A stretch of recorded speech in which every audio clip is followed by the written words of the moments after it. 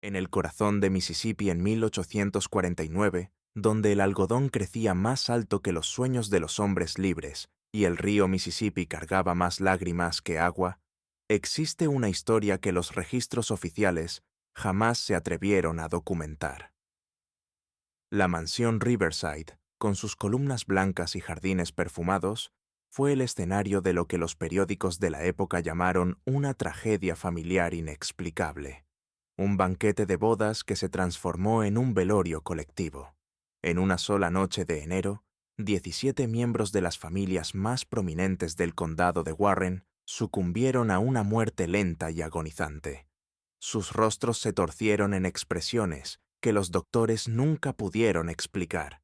Lo que ellos no sabían era que la respuesta se encontraba en las manos callosas de una mujer que lo había perdido todo, pero había encontrado algo mucho más poderoso: la paciencia para servir justicia en el plato más fino que la sociedad jamás había probado.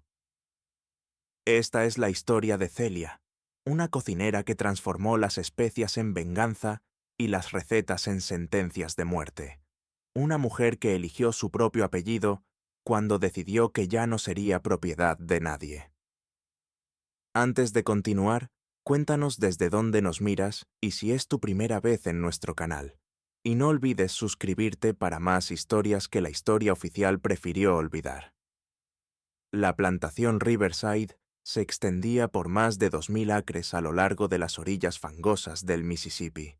Sus hileras infinitas de algodón ondulaban como un mar blanco bajo el abrasador sol de verano de 1848.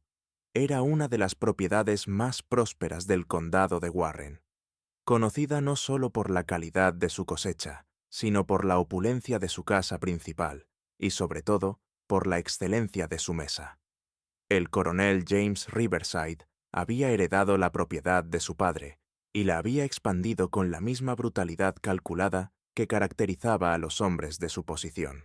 Alto, delgado como un látigo y con ojos del color del hielo invernal, dirigía a sus 340 esclavos con un puño de hierro envuelto en un guante de terciopelo. Creía firmemente que la disciplina severa, templada con pequeñas concesiones, mantenía el orden mejor que la violencia pura. La joya de su propiedad no era el algodón, sino la reputación culinaria que atraía a visitantes de plantaciones vecinas. Políticos de Jackson, comerciantes que navegaban el Mississippi y hacendados de condados cercanos se aseguraban de aceptar invitaciones a las cenas de Riverside. El secreto de esta fama residía en las manos de una mujer a la que pocos invitados llegaban a ver, pero cuyo talento todos saboreaban. Celia había llegado a la plantación siendo niña en 1829, parte de un lote de esclavos comprados de una propiedad en bancarrota en Carolina del Sur. Tenía entonces solo 8 años, con grandes ojos curiosos y una memoria extraordinaria para los sabores y los aromas. La cocinera principal de aquel tiempo, una anciana llamada Mama Ruth, pronto notó el don natural de la niña y la tomó bajo su protección. Durante 16 años, Celia aprendió no solo a cocinar, sino a comprender los secretos de las especias, la ciencia detrás de la fermentación, los misterios de las hierbas que crecían salvajes en los pantanos cercanos. Mama Ruth, nacida en África y llevada a América de joven, cargaba con un conocimiento ancestral sobre plantas medicinales y sus propiedades. Le enseñó a Celia que cada hoja, cada raíz, cada semilla tenía un propósito. Algunas para curar, otras para provocar sueño.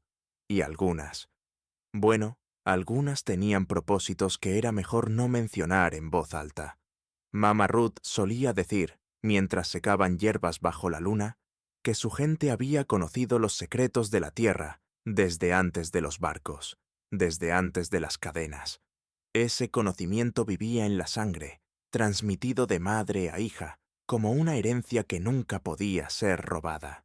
Mama Ruth también le enseñó a Celia algo igualmente valioso: a leer y escribir. Durante las largas noches de invierno, cuando el trabajo de la cocina disminuía, le mostraba a la niña cómo formar letras en la arena. cómo descifrar palabras en los recetarios de la casa principal, cómo llevar registros secretos de sus descubrimientos sobre las plantas. La vieja curandera siempre enfatizaba que el conocimiento era la única herencia que nadie podía robar. Si Celia sabía leer, podía aprender cualquier cosa. Si sabía escribir, podía dejar su huella en el mundo, incluso cuando otros pensaran que era invisible. Cuando Mama Ruth murió de fiebre en 1845, Celia asumió naturalmente su lugar como cocinera principal. Tenía entonces 24 años, se había casado con un herrero llamado Samuel y había dado a luz a 3 hijos. Thomas, nacido en 1841, Mary, nacida en 1842, y el pequeño David, nacido en 1844. La familia vivía en una cabaña un poco más grande que las demás, un privilegio concedido por la importancia de Celia para la reputación de la casa.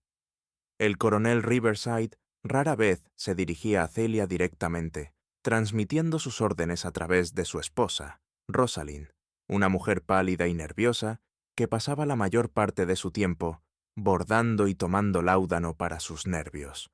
Era Rosalind quien planeaba los menús de las ocasiones especiales, siempre consultando un recetario que había pertenecido a su suegra.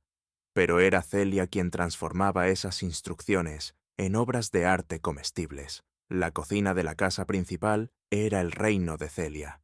Espaciosa, con una gran estufa de hierro con múltiples hornos, estantes llenos de especias llegadas de lugares lejanos a través del comercio fluvial y una despensa que rivalizaba con las de los hoteles urbanos. Ella dirigía a un equipo de 6 ayudantes, todas jóvenes que había entrenado personalmente. Cada una tenía su especialidad. Sara se encargaba de panes y dulces. Hannah preparaba las carnes. Lily era responsable de las conservas y encurtidos. Pero Celia guardaba los secretos más importantes para sí misma. Era ella quien preparaba las salsas especiales que hacían suspirar de placer a los invitados. Ella quien sabía exactamente cuánto tiempo debía ahumar el jamón para lograr la textura perfecta. Ella quien conocía la combinación exacta de hierbas que transformaba un simple caldo de pollo en algo memorable. Los hijos de Celia vivían en los barracones con los demás niños esclavos, pero a veces venían a la cocina cuando ella necesitaba vigilarlos mientras trabajaba. Thomas, con 7 años en 1848, ya mostraba interés en aprender el oficio de su padre en la herrería y la acompañaba con frecuencia cuando sus tareas en la cocina lo permitían. Mary, con 6 años, había heredado la curiosidad de su madre por las plantas y a veces la acompañaba cuando Celia recogía hierbas cerca de los barracones. David, aún pequeño con 4 años, se conformaba con jugar con muñecos de maíz que Celia le hacía en sus raros momentos libres. La vida en la plantación seguía un ritmo predecible, y dentro de los límites impuestos por la esclavitud, era relativamente estable. Celia había encontrado la manera de proteger a su familia gracias a su utilidad indispensable. El coronel nunca vendería a la cocinera, que garantizaba su reputación social, y por extensión nunca separaría a su familia. Era una ilusión de seguridad que ella cultivaba cuidadosamente, sin darse cuenta de que la estabilidad en la vida de un esclavo siempre era un espejismo, siempre dependiente de los caprichos y humores de quienes tenían el poder absoluto sobre sus vidas. Addison Riverside, el hijo mayor del coronel, había regresado recientemente de sus estudios en Natchez. Con 22 años, era una versión más joven y cruel de su padre, con la misma mirada fría, pero sin la disciplina que otorgaban la edad y la responsabilidad. Durante sus años universitarios, había desarrollado un gusto por diversiones que consistían en ejercer poder sobre aquellos que no podían defenderse. Celia había notado cómo Addison miraba a sus jóvenes ayudantes, cómo encontraba excusas para visitar la cocina cuando su padre no estaba presente. Ella había comenzado a mantener a las muchachas siempre ocupadas cuando él aparecía, siempre bajo su supervisión directa, pero no podía estar en todas partes al mismo tiempo, y Addison tenía todo el tiempo del mundo. Lo que Celia no sabía era que Addison había reparado en sus hijos durante sus breves visitas a la cocina, y que en su retorcida mente estaba comenzando a ver en ellos una oportunidad para divertirse de una manera que consideraba completamente inocente. Al fin y al cabo, eran solo juegos, y niños esclavos. Bueno, necesitaban aprender temprano cuál era su lugar en el mundo. Durante las sofocantes tardes de verano, cuando el trabajo en el campo disminuía ligeramente, Addison solía deambular por la propiedad buscando maneras de entretenerse. Había desarrollado un interés particular en educar a los niños esclavos sobre la jerarquía y la obediencia, creando juegos crueles que consideraba lecciones valiosas. Celia percibía la tensión creciente en los barracones cuando Addison aparecía. Las madres acercaban a sus hijos, los hombres bajaban la mirada y continuaban trabajando con renovada intensidad. Pero no podía imaginar que sus propios hijos pronto se convertirían en el blanco de la atención retorcida del joven amo. La plantación Riverside funcionaba como un pequeño reino, con sus propias reglas no escritas y jerarquías complejas. En la cima estaba el coronel, seguido de su familia, luego los capataces blancos y finalmente los esclavos con sus propias subdivisiones internas. Celia había aprendido a navegar con cuidado en ese sistema, usando su posición privilegiada como cocinera para proteger a su familia tanto como le era posible. Pero la protección, estaba a punto de descubrir, era una ilusión que podía desmoronarse en un solo instante de crueldad casual. El otoño de 1848 llegó a Mississippi con una belleza engañosa, pintando las hojas de roble en tonos dorados y llenando el aire con el dulce aroma de la caña de azúcar en cosecha. Era la época del año que Celia más apreciaba, cuando el trabajo en la cocina se intensificaba con la preparación de conservas de invierno y las cenas se volvían más elaboradas, celebrando la abundancia de la temporada. Aquella mañana de octubre, Celia despertó antes del amanecer, como siempre hacía.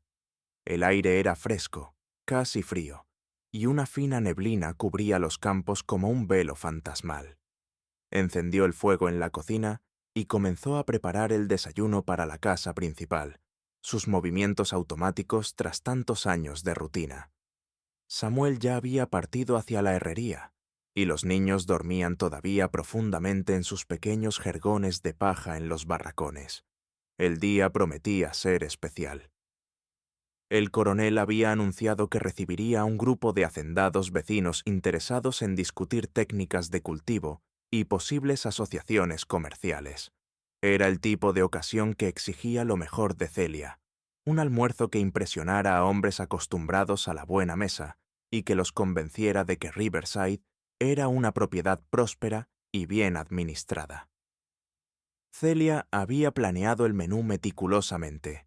Sopa de tortuga con cereza, pato asado con salsa de bayas silvestres, jamón glaseado con miel y mostaza, guarniciones de batata caramelizada y ejotes con almendras. De postre, su famoso pudín de bourbon con crema de vainilla, una receta que había perfeccionado con los años y que nunca dejaba de arrancar elogios a los invitados. Mientras supervisaba el trabajo de sus ayudantes, Celia se permitió un momento de orgullo silencioso. Había transformado la cocina de la plantación Riverside en algo que rivalizaba con los mejores establecimientos de Natchez o Vicksburg. Su trabajo no solo sostenía la reputación social del coronel, sino que también brindaba una protección relativa a su familia. Era un equilibrio delicado, pero que había aprendido a mantener con maestría. Alrededor de las 10 de la mañana, Thomas, Mary y David aparecieron en la cocina, como solían hacerlo cuando Celia necesitaba vigilarlos durante el trabajo. Thomas había alimentado a las gallinas en los barracones, Mary había ayudado a las mujeres mayores a recoger huevos, y David, aún demasiado pequeño para tareas serias, simplemente había intentado ayudar a sus hermanos.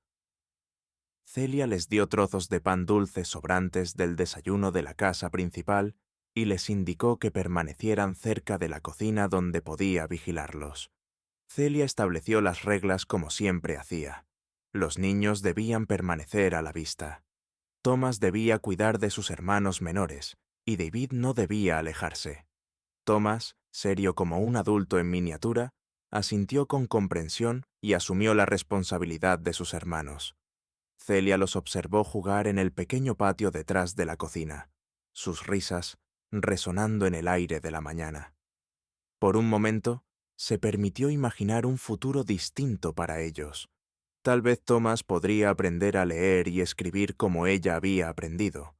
Tal vez Mary podría usar su conocimiento de las plantas para algo más que la mera supervivencia. Tal vez David podría crecer en un mundo donde ser negro no significara automáticamente ser propiedad de alguien. Eran sueños peligrosos, lo sabía. Sueños capaces de romper el corazón de una madre, pero eran todo lo que podía ofrecer a sus hijos además de amor y protección. La mañana pasó rápidamente entre la preparación del almuerzo. Los invitados llegaron al mediodía, hombres bien vestidos que arribaban a caballo o en carros sencillos, hablando en voz alta sobre algodón, precios y técnicas de cultivo. Celia podía escucharlos desde el otro lado de la puerta del comedor, mientras servía los platos, sus voces seguras y satisfechas. El almuerzo fue un éxito absoluto. Lo notaba en la manera en que los invitados saboreaban cada plato, en los elogios que llegaban a la cocina a través de los sirvientes que atendían la mesa. El coronel estaba claramente satisfecho, y Rosalind incluso envió un mensaje de felicitación a través de Sara. Eran casi las 3 de la tarde, cuando Celia se dio cuenta de que no había visto a los niños por un buen rato. Normalmente, aparecían en la cocina alrededor del mediodía, pidiendo algo de comer o simplemente para estar cerca de su madre. Su ausencia la dejó levemente intranquila, pero se consoló pensando que probablemente estaban jugando en los barracones y habían perdido la noción del tiempo. Fue Hannah quien trajo las primeras noticias alarmantes. Había ido a buscar leña al depósito cercano a los barracones y había visto humo saliendo del viejo granero, aquel que ya no se usaba para guardar heno y que se encontraba en el límite entre los campos de algodón y la zona de los esclavos. Hannah llegó corriendo a la cocina, sin aliento, reportando la presencia de humo denso saliendo del viejo granero. El corazón de Celia se detuvo por un instante. El viejo granero estaba cerca de los barracones donde los niños a veces jugaban cuando no estaban bajo su supervisión directa. Sin pensarlo 2 veces, soltó la cuchara con la que removía la salsa y corrió hacia la puerta. Gritó por encima del hombro a Sara que se encargara de la cocina. Ya estaba corriendo por los campos. El humo era visible a lo lejos, una espesa columna negra elevándose contra el cielo azul de la tarde. Celia corrió como nunca en su vida, con el corazón latiendo tan fuerte que lo oía en sus oídos. Otros esclavos ya habían notado el humo y corrían en la misma dirección, cargando cubos de agua desde pozos cercanos. Cuando llegó al granero, la estructura estaba completamente envuelta en llamas. El calor era intenso, casi insoportable, y el humo negro dificultaba respirar. Pero fue el sonido lo que la aterrorizó. Gritos ahogados que venían del interior de la estructura en llamas, voces que reconoció de inmediato. Celia gritó que sus hijos estaban adentro e intentó acercarse a la entrada. Manos fuertes la sujetaron, impidiéndole correr hacia el infierno. Era Samuel, que había corrido desde la herrería al ver el humo. Samuel gritaba que moriría, luchando por retenerla mientras ella forcejeaba desesperada. Otros hombres intentaron acercarse a la entrada, pero las llamas eran demasiado intensas. La vieja estructura de madera seca ardía como papel, y el techo ya comenzaba a derrumbarse. Los gritos del interior se hicieron más débiles, hasta que cesaron por completo. Celia dejó de luchar y cayó de rodillas en la tierra. Un sonido salió de su garganta, que no era ni un grito ni un gemido, sino algo más primitivo, más profundo. Era el sonido de un alma partiéndose en dos. Pasaron casi 2 horas hasta que el fuego fue completamente extinguido. Cuando finalmente pudieron entrar en las ruinas humeantes, encontraron los 3 pequeños cuerpos abrazados en un rincón donde habían intentado esconderse de las llamas. Thomas había tratado de proteger a sus hermanos menores con su propio cuerpo, pero no había sido suficiente. Lo que se descubrió después fue que la puerta del granero había sido cerrada con llave desde afuera. Alguien había atrapado deliberadamente a los niños adentro, antes de prender fuego a la estructura. ¿Pero quién y por qué? Addison Riverside apareció en la escena del incendio aproximadamente 1 hora después, alegando que había estado cabalgando en los campos lejanos y que solo había visto el humo al regresar a la casa. Expresó sus condolencias al coronel por la pérdida de valiosa propiedad y sugirió que probablemente había sido un accidente. Niños jugando con fósforos, quizás, pero Lily, una de las jóvenes ayudantes de la cocina, había visto a Addison cerca del granero esa mañana. Ella había ido a recoger hierbas silvestres cerca de los barracones y lo había visto hablando con los niños, riendo de algo que Thomas había dicho. Cuando le contó esto a Celia 3 días después del funeral, sus palabras fueron como una segunda muerte. Lily reveló que Addison había estado jugando con los niños, mencionando que conocía un nuevo juego que les gustaría. Les había indicado que entraran al granero, prometiendo ir a buscar una sorpresa para ellos. Celia no dijo nada, solo asintió y continuó pelando papas para la cena. Pero algo dentro de ella había cambiado en ese momento.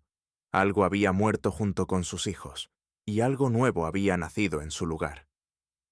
Esa noche, sola en su cabaña vacía, Celia tomó una decisión. Ya no sería solo Celia, la cocinera de la plantación Riverside. A partir de ese momento, sería Celia Washington. Había elegido el apellido del primer presidente, el hombre que había luchado por la libertad de su nación. Y ella también lucharía por su propia libertad, no la libertad de huir. Eso sería demasiado fácil, demasiado rápido. Ella quería la libertad que venía con la justicia, la libertad que solo llegaría cuando aquellos que le habían arrebatado todo pagaran el precio completo. Celia Washington comenzó a planear. Durante los días que siguieron al funeral, mantuvo su rutina normal en la cocina, pero por la noche, cuando todos dormían, salía silenciosamente de su cabaña y caminaba hasta el lugar donde sus hijos habían muerto. Allí, arrodillada entre las ruinas aún humeantes, hacía promesas que ningún oído humano escuchaba. Susurraba a la tierra ennegrecida acerca de Thomas, Mary y David, prometiéndoles que no los olvidaría y que haría que todos pagaran. Y en las noches sin luna, cuando la oscuridad era más profunda, comenzó a recolectar las plantas que Mama Ruth le había enseñado a reconocer. Plantas que crecían solo en lugares donde la muerte había tocado la tierra.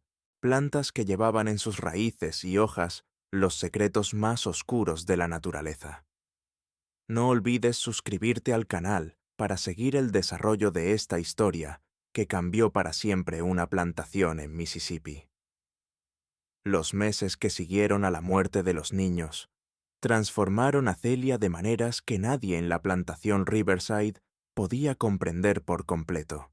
Exteriormente, seguía siendo la misma cocinera eficiente de siempre, quizá incluso más meticulosa, más dedicada a los detalles, pero quienes la conocían bien notaron cambios sutiles que los dejaban inquietos. Samuel fue el primero en notarlo. Su esposa se había vuelto silenciosa de una manera distinta. No era solo duelo, era algo más profundo, más calculado. Pasaba horas despierta durante la noche, sentada junto a la ventana de su cabaña, mirando hacia la casa principal con una expresión que él no podía descifrar. Cuando él intentaba hablar del futuro, de tal vez intentar tener otros hijos, ella respondía como si hablara en un idioma extranjero. Celia había dejado claro que no había futuro en su mente, solo el presente, y el presente era lo único que importaba.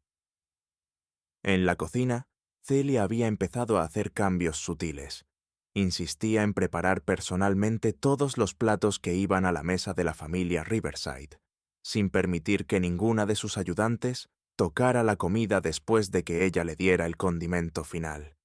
Decía que era para mantener la calidad, pero Hannah notó que había comenzado a guardar ciertas hierbas y especias en un armario con llave, al que solo ella tenía acceso. Cuando le preguntaban por esas hierbas desconocidas, Celia simplemente explicaba que eran ingredientes especiales, reservados para ocasiones especiales. Lo que Hannah no sabía era que Celia había comenzado a hacer expediciones nocturnas a los pantanos que rodeaban la plantación. Usando el conocimiento que Mama Ruth le había transmitido, recolectaba plantas que crecían solo en suelos específicos bajo condiciones específicas, hongos que brotaban de troncos podridos, enredaderas que se aferraban a árboles muertos, raíces que solo podían cosecharse en otoño y a principios de invierno.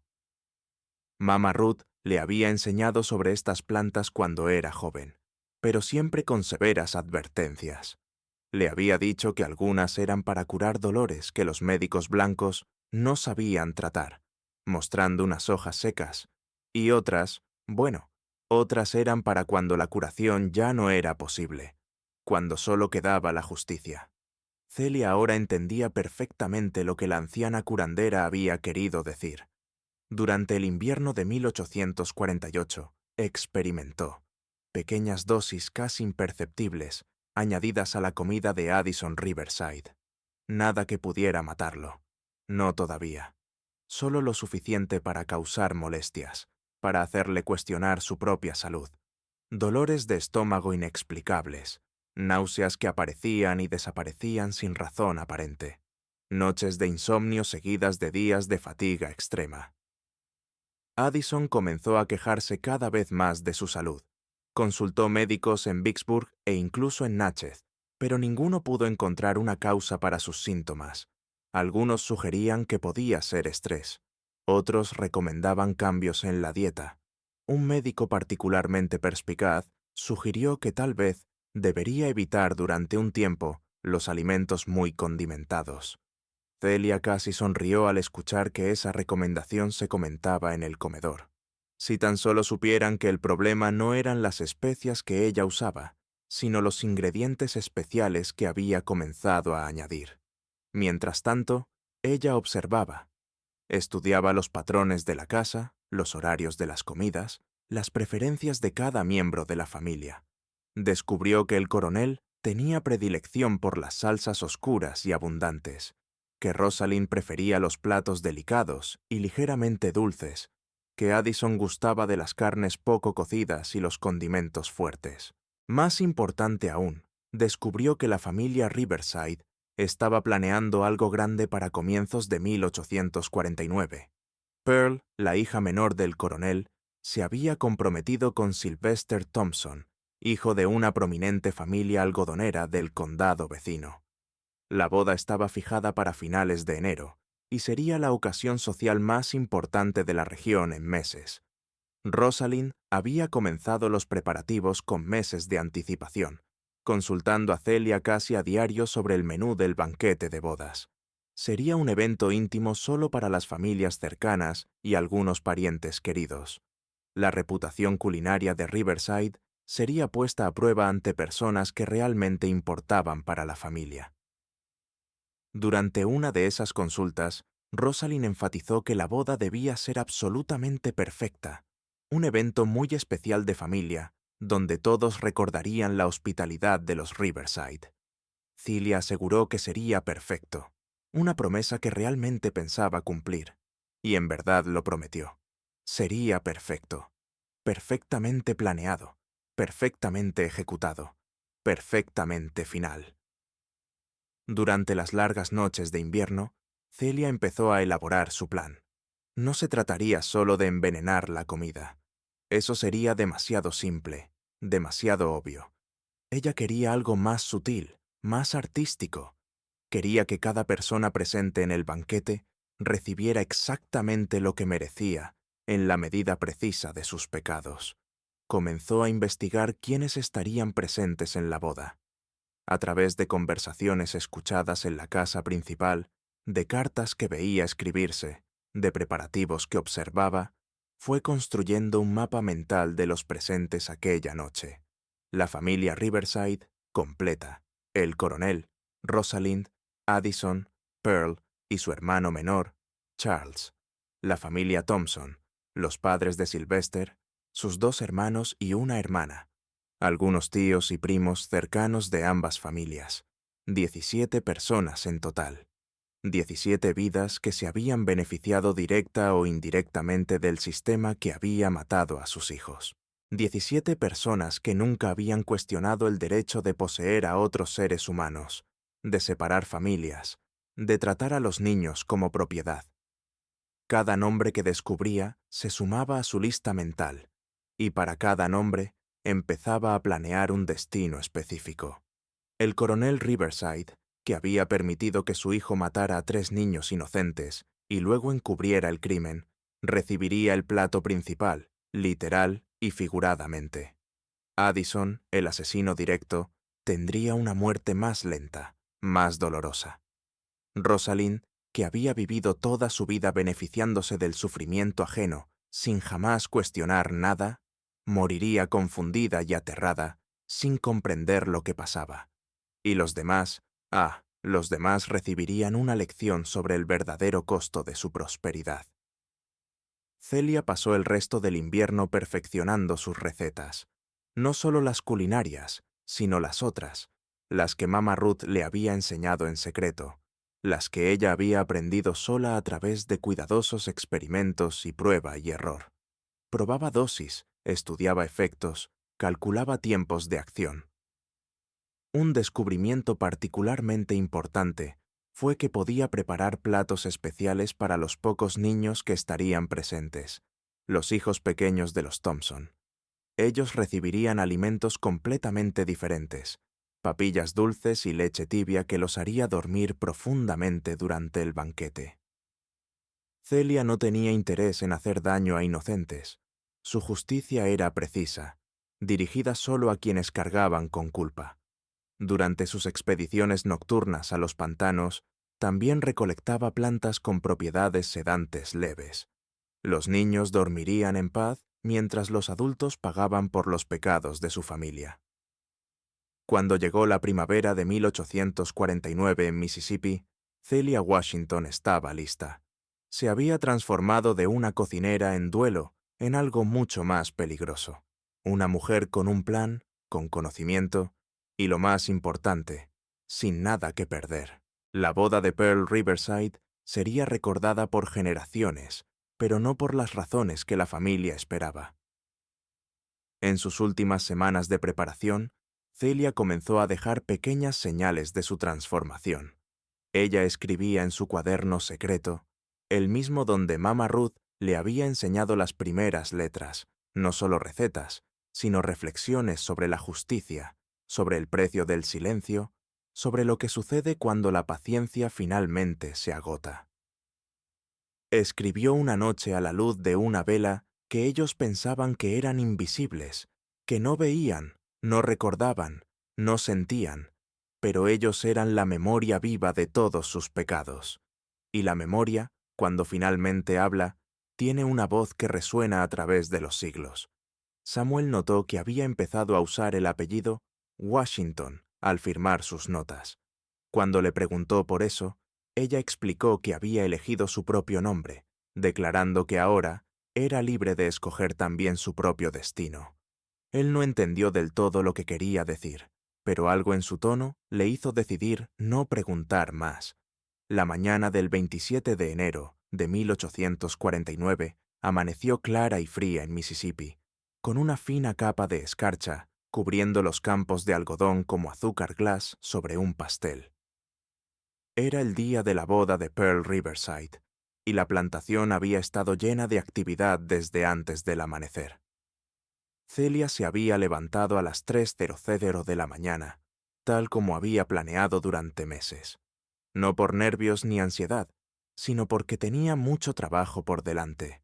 El tipo de trabajo que requería absoluta precisión, un tiempo perfecto y, sobre todo, la calma que había cultivado durante los largos meses de preparación. La cocina de la casa principal se había transformado en un centro de operaciones militares. 3 hornos funcionaban simultáneamente. Enormes ollas hervían sobre el fuego, y sus 5 ayudantes se movían en una coreografía ensayada, cada uno encargado de aspectos específicos del banquete. Pero Celia mantenía el control absoluto sobre los elementos más importantes, los condimentos, las salsas y, especialmente, los toques finales de cada plato. El menú había sido planeado con la meticulosidad de un general preparando una batalla. Aperitivos de ostras frescas traídas desde Nueva Orleans a través del comercio fluvial, servidas con salsa mignonette que ella misma había preparado, sopa de tortuga con cereza, una especialidad que había perfeccionado con los años. El plato principal sería un cerdo entero, asado glaseado con miel y mostaza, acompañado de jamón ahumado, pato asado con salsa de cereza y una variedad de guarniciones que harían que los invitados recordaran este banquete por el resto de sus vidas, las cuales, como Celia sabía, no serían muy largas. Los invitados comenzaron a llegar alrededor del mediodía. Carruajes y caballos subían por el camino circular que conducía a la casa principal, trayendo a las familias más cercanas a los Riverside. Celia los observaba discretamente desde la ventana de la cocina, identificando los rostros que había estudiado durante meses a través de descripciones y conversaciones escuchadas. Allí estaba el patriarca de los Thompson, el coronel Wilfred Thompson, conocido por sus brutales prácticas disciplinarias en sus propias plantaciones. A su lado, su esposa, Matilda, famosa por separar familias esclavas como estrategia para evitar vínculos demasiado fuertes. Los 2 hijos mayores de los Thompson, Seth y Randolph, ambos siguiendo los pasos crueles de su padre. La hija menor, Janet, que a pesar de su juventud, ya mostraba el mismo desprecio por los esclavos que caracterizaba a su familia. 17 invitados en total, cada uno cargando con su propia culpa, con sus propios pecados contra la humanidad, y Celia había preparado algo especial para cada uno de ellos. La ceremonia de la boda se celebró en el jardín de la casa principal, bajo un pabellón decorado con flores blancas y cintas de seda. Pearl estaba radiante en su vestido de encaje importado de Charleston, y Sylvester Thompson lucía apropiadamente nervioso junto al altar improvisado.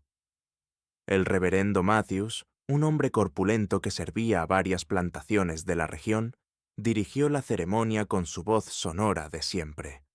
Celia lo observaba todo desde la ventana de la cocina mientras supervisaba los preparativos finales.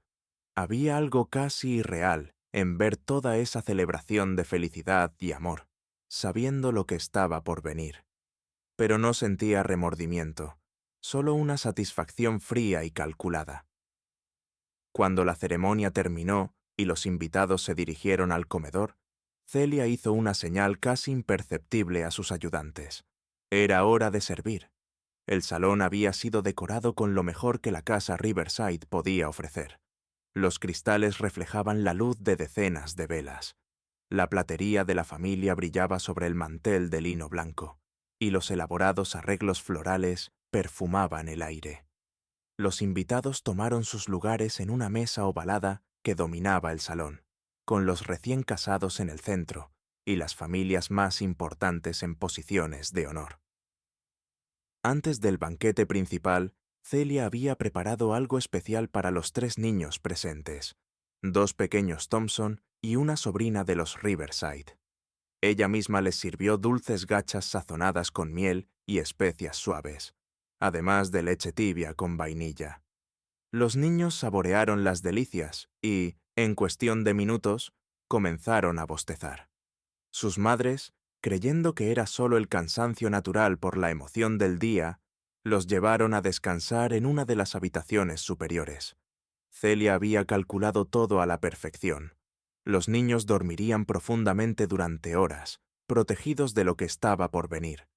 El primer plato se sirvió sin incidentes. Las ostras fueron recibidas con aprobación general, y Celia notó con satisfacción que incluso los invitados más exigentes parecían impresionados. Había usado solo un toque ligero de sus ingredientes especiales en ese plato, lo suficiente para iniciar el proceso, para preparar los sistemas digestivos de los comensales para lo que vendría. La sopa de tortuga fue un éxito aún mayor. El coronel Riverside se levantó para hacer un brindis, alabando públicamente la habilidad de su cocinera y provocando una ronda de aplausos entre los presentes. Celia, observando discretamente desde la puerta entreabierta de la cocina, se permitió una pequeña y fría sonrisa. Fue durante el plato principal cuando las cosas comenzaron a ponerse interesantes. Celia había pasado semanas calculando dosis mediante prueba y error para cada persona. El coronel Wilfred Thompson, por ejemplo, recibió una generosa porción del cerdo asado, sazonado con una combinación especial de hierbas que ella había recogido durante el otoño y principios del invierno. El efecto sería gradual pero inexorable. Primero, una sensación de calor, luego náuseas crecientes, seguidas de convulsiones y finalmente parálisis respiratoria. Para Matilda Thompson, que tenía la costumbre de separar familias esclavas, Celia había preparado algo más poético. Su plato contenía una dosis cuidadosamente calculada de un tóxico que le provocaría terribles alucinaciones antes de morir. Vería a sus propias víctimas regresar para atormentarla. Sentiría la desesperación de las familias que había desgarrado. Los hijos Thompson recibieron platos con sustancias que atacarían su sistema nervioso, causando una pérdida gradual de coordinación motora, seguida de parálisis. Sentirían cómo sus cuerpos les fallaban lentamente, así como ellos habían fallado a quienes estaban bajo su poder. Y Addison recibió un tratamiento especial. Celia había reservado para él una combinación de 3 toxinas distintas, cada una activándose en momentos diferentes. Primero vendría un dolor abdominal intenso, luego la pérdida de coordinación motora, y finalmente una parálisis que lo dejaría consciente, pero incapaz de moverse, mientras su cuerpo se detenía lentamente. El banquete transcurrió durante casi 2 horas, con los invitados saboreando cada plato y elogiando efusivamente la calidad de la comida. Hubo brindis por los recién casados, discursos sobre la prosperidad familiar, animadas conversaciones sobre política y negocios. El ambiente era de auténtica celebración y satisfacción. Fue alrededor de las 9 de la noche cuando aparecieron los primeros síntomas. El coronel Thompson fue el primero en quejarse de un malestar repentino. Acababa de terminar un discurso sobre la importancia de mantener la disciplina en las plantaciones, cuando, de pronto, palideció y se llevó la mano al estómago. Su esposa, sentada a su lado, le preguntó si se sentía bien, pero antes de que pudiera responder, ella misma comenzó a sentir un ardor en la garganta. En cuestión de minutos, el elegante salón se transformó en una escena de caos. Los invitados se levantaban bruscamente de sus sillas, algunos corriendo hacia afuera en busca de aire fresco, otros doblándose de dolor sobre la mesa. El sonido de las conversaciones animadas fue reemplazado por gemidos de agonía y gritos de pánico. Addison Riverside intentó levantarse para ayudar a los invitados, pero sus piernas no le respondieron. Miró hacia abajo, confundido, tratando de entender por qué su cuerpo no obedecía sus órdenes. Fue entonces cuando sus ojos se encontraron con los de Celia, que había aparecido en el umbral de la cocina para observar los resultados de su obra. Por un instante se miraron a través del salón caótico, y en ese momento Addison comprendió. Sus ojos se abrieron con terror al darse cuenta, pero ya era demasiado tarde. Su boca se abrió como si fuera a gritar, pero ningún sonido salió. Celia lo observó unos segundos más, luego giró con calma y regresó a la cocina. Tenía trabajo que hacer, platos que lavar, pruebas que destruir, una huida que ejecutar. Pero antes le quedaba una última tarea.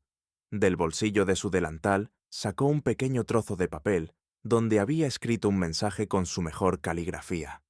Colocó el papel sobre la mesa de la cocina, bien visible, y salió por la puerta trasera.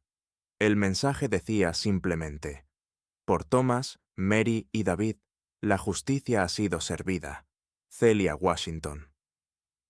Cuando los primeros vecinos y el médico local llegaron a la plantación Riverside a la mañana siguiente, encontraron 17 cuerpos esparcidos por el comedor, algunos aún sentados en sus sillas, otros caídos en el suelo en posiciones grotescas. No hubo sobrevivientes adultos. Los 3 niños fueron hallados durmiendo profundamente en la habitación superior, completamente ilesos y sin memoria de lo que había ocurrido durante la noche. Y Celia Washington había desaparecido en la oscuridad, llevándose solo la ropa que vestía y la satisfacción de una justicia finalmente cumplida. El descubrimiento de la masacre en la plantación Riverside sacudió todo el sur. 17 de los ciudadanos más prominentes de Mississippi muertos en una sola noche, durante lo que debía ser una celebración de unión y prosperidad. Los periódicos de Jackson, Natchez e incluso de ciudades lejanas como Charleston y Richmond dedicaron páginas enteras a lo que pronto se conoció como la masacre de la boda Riverside. Las autoridades llegaron a la plantación la mañana del 28 de enero, alertadas por Samuel, que había encontrado la puerta de la casa principal abierta y un silencio antinatural proveniente del interior.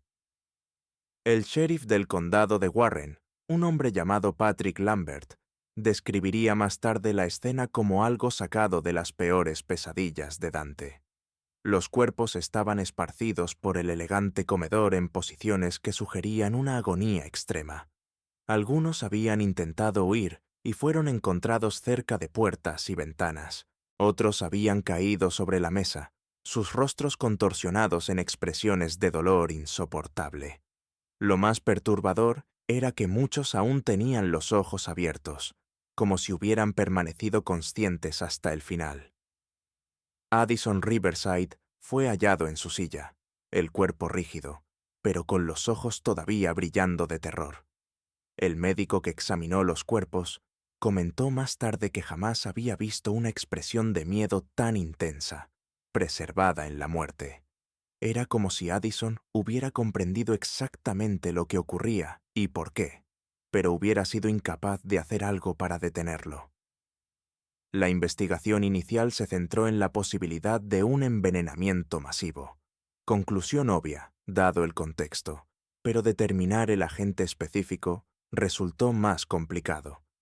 Los médicos encontraron síntomas variados que nunca habían visto antes, cada víctima mostrando señales distintas de sufrimiento.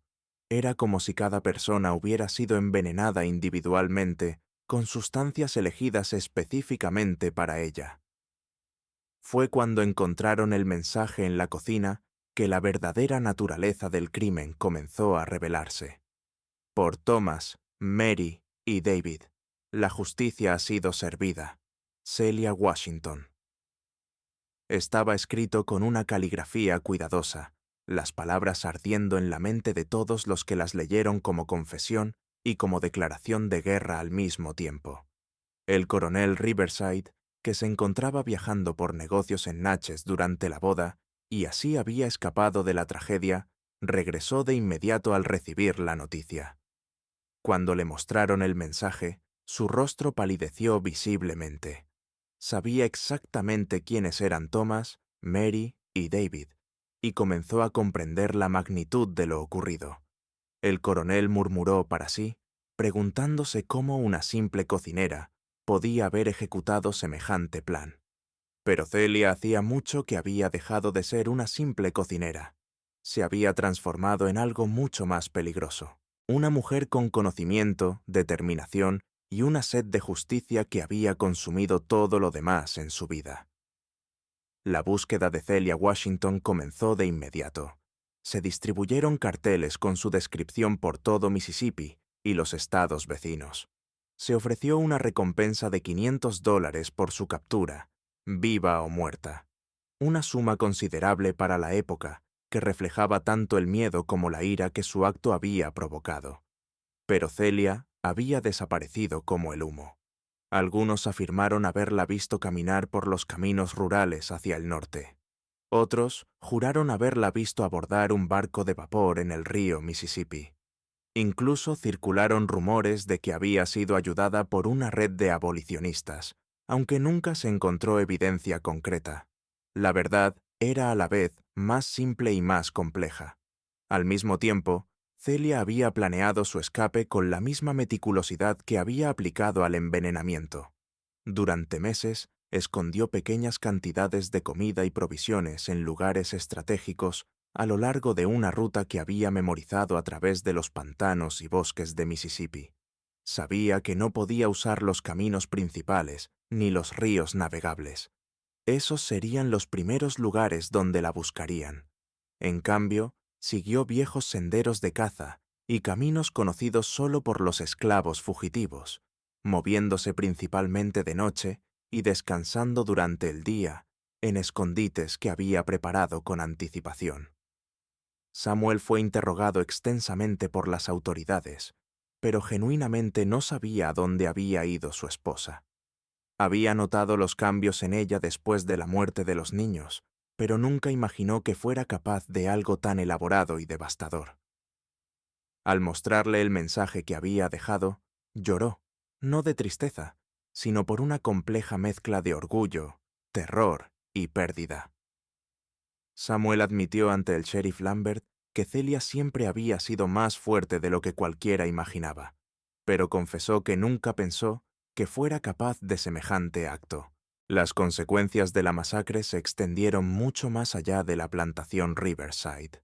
Los plantadores de todo el sur comenzaron a mirar a sus propios esclavos domésticos con renovada desconfianza. Los cocineros, en particular, fueron sometidos a una vigilancia más estricta.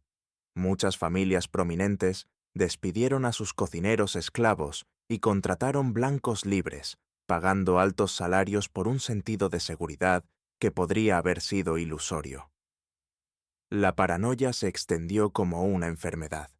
Las cenas elaboradas, que alguna vez fueron símbolos de estatus y hospitalidad sureña, se convirtieron en eventos tensos, donde los anfitriones probaban cada plato antes de servirlo a los invitados.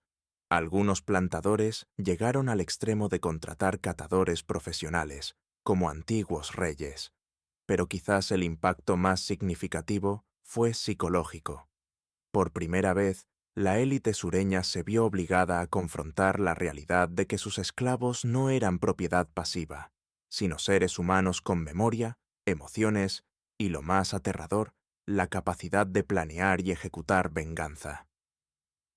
Celia Washington había roto una ilusión fundamental sobre la que se basaba toda la sociedad esclavista, la ilusión de que la sumisión era natural, de que la opresión podía continuar indefinidamente sin consecuencias. 3 meses después de la masacre, un comerciante reportó haber visto a una mujer negra trabajando en una pequeña granja en Tennessee, un estado donde las leyes sobre esclavos fugitivos se aplicaban con menos rigor. La descripción coincidía vagamente con la de Celia, pero cuando las autoridades investigaron, no encontraron rastro alguno. Hubo otros avistamientos a lo largo de los años en Kentucky, Ohio e incluso Canadá, pero ninguno fue confirmado. La verdad sobre el destino final de Celia Washington permaneció como un misterio. Algunos creen que murió en los pantanos durante su escape. Otros insistieron en que logró alcanzar la libertad en el norte o en Canadá. Incluso hubo quienes susurraban que todavía estaba viva en algún lugar, viviendo bajo un nombre falso, quizás ayudando a otros esclavos a escapar. Lo que no era un misterio era el legado que dejó. En los cuartos de esclavos de todo el sur, su nombre se susurraba con una mezcla de admiración y terror. Había demostrado que incluso los más oprimidos podían encontrar formas de resistir, de luchar, de exigir justicia. Para los dueños de esclavos, Celia Washington se convirtió en una pesadilla recurrente, un recordatorio constante de que su prosperidad se construía sobre cimientos mucho más frágiles de lo que habían imaginado. Cada comida se convirtió en un asunto de confianza, cada cocinera en una posible fuente de peligro, y en algún lugar, tal vez en una pequeña granja en Ohio, o en una modesta casa en Detroit, o caminando por las calles libres de Boston, una mujer que había elegido su propio apellido, continuaba viviendo, ya no como propiedad de nadie, ya no como víctima, sino como Celia Washington, una mujer que había demostrado que la justicia, incluso cuando se demora, eventualmente encuentra su camino. La plantación Riverside nunca se recuperó completamente de la masacre. El coronel intentó reconstruir, pero la propiedad estaba maldita en la mente de todos. Los trabajadores libres se negaban a aceptar empleo allí, e incluso los esclavos de otras plantaciones susurraban historias sobre fantasmas que rondaban los campos de algodón. Eventualmente, la propiedad se vendió por una fracción de su valor anterior. La casa principal fue demolida y los campos se convirtieron a otros usos, pero la memoria permaneció, transmitida de generación en generación como recordatorio de que incluso en el sistema más opresivo, la resistencia encuentra un camino. Los 3 niños que sobrevivieron aquella noche, los 2 hijos de los Thompson y la sobrina Riverside, crecieron sin ningún recuerdo claro de lo sucedido. Sus familias adoptivas nunca les contaron la verdad completa, solo que sus padres habían muerto en una tragedia inexplicable, pero a veces, en sus sueños, todavía podían escuchar el eco de una voz suave tarareando canciones de cuna, y despertaban con lágrimas en los ojos sin saber por qué. Samuel permaneció en la región unos años más, trabajando como herrero libre tras la disolución de la plantación. Nunca se volvió a casar, pero se le veía frecuentemente visitando el pequeño cementerio donde estaban enterrados Thomas, Mary y David. Cuando murió en 1867, los testigos reportaron que sus últimas palabras fueron un mensaje para Celia, expresando comprensión y perdón. El reverendo Matthews, quien había oficiado la fatídica boda, nunca volvió a realizar una ceremonia sin temblar. Desarrolló el hábito de ayunar 3 días antes de cualquier evento religioso. Convencido de que Dios probaba su fe a través del miedo, murió 2 años después. Algunos dicen que de puro terror, otros de una conciencia culpable que finalmente lo consumió. Y a veces, en las frías noches de invierno en Mississippi, cuando el viento sopla a través de los campos donde alguna vez creció el algodón, los habitantes del lugar juran poder escuchar todavía el eco de una voz susurrando en la oscuridad. Para Thomas, Mary y David, pero también hay quienes dicen escuchar algo más: el sonido firme de pasos caminando por el camino polvoriento, el ruido de una mujer que eligió su propio destino y nunca miró atrás.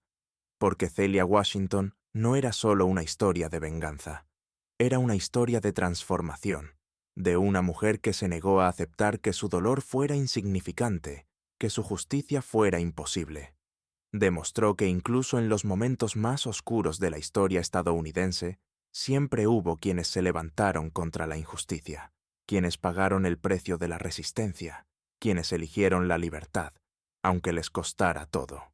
La historia de Celia Washington permanece como uno de los episodios más perturbadores y complejos de la historia estadounidense del siglo XIX.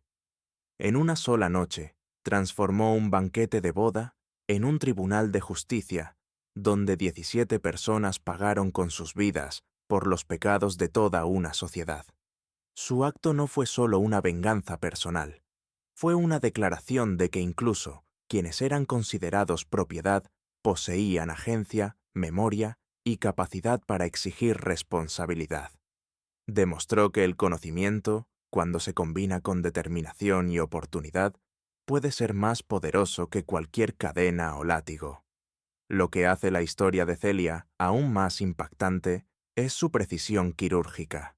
No mató indiscriminadamente, sino que eligió a cada víctima según sus crímenes específicos contra la humanidad. Cada muerte fue personalizada, cada sufrimiento calculado para reflejar el dolor que esas personas habían causado a otros. Y en su compasión final, protegió a los niños inocentes, demostrando que su justicia estaba guiada por principios, no por sed de sangre. Hoy, más de 170 años después, La historia de Celia Washington continúa resonando a través del tiempo como un recordatorio sombrío de que la injusticia, cuando se ignora demasiado tiempo, eventualmente encuentra su propia forma de corrección. No fue solo una mujer que perdió a sus hijos. Se convirtió en la encarnación de la memoria colectiva de todos aquellos que sufrieron en silencio.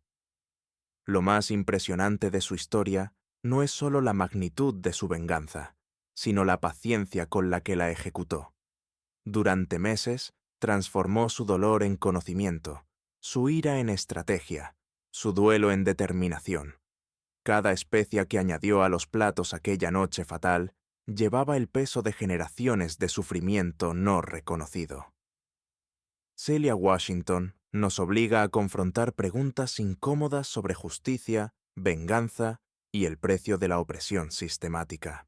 Nos recuerda que detrás de cada sistema de dominación existen seres humanos reales, con corazones que pueden romperse y mentes que pueden planear la retribución. Su decisión de adoptar el apellido Washington no fue accidental. Fue una declaración de independencia personal, una reivindicación de su propia identidad en un mundo que la veía solo como propiedad.